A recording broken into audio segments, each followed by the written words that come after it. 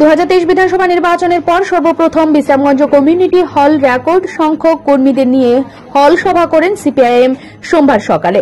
শহীদের রক্ত হবে না ব্যর্থ, ঠিক এই স্লোগানকে পাথেয় করে পূর্ব নির্ধারিত সময়সূচি অনুযায়ী 108তম মহান নভেম্বর বিপ্লব দিবস উপলক্ষে বিশ্রামগঞ্জ কমিউনিটি হল ঘরে সিপিআইএম সিপাহীজলা জেলা কমিটির আহ্বানে সোমবার সকালে হল সভার আয়োজন করা হয়।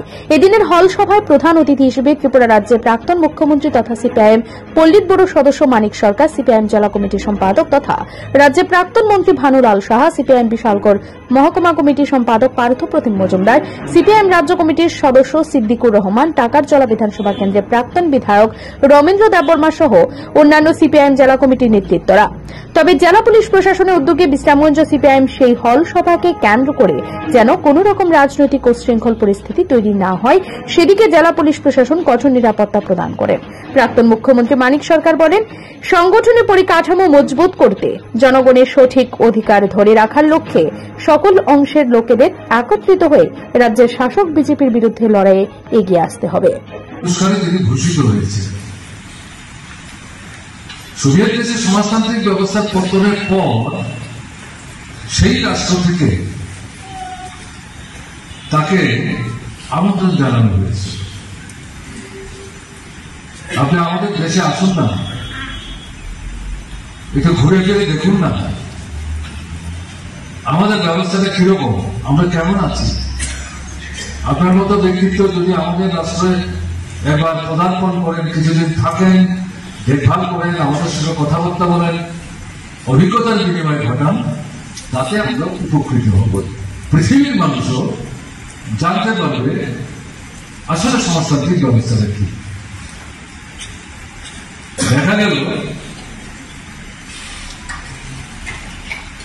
রবীন্দ্রনাথ ঠাকুরের চারিদিকে যারা ঘেরাও করে একটা বৃত্তের মধ্যে থেকে আটকে রাখার চেষ্টা করছিলেন, এরকম পরপর দুবার তাকে সোভিয়েত দেশে যেতে দেবে।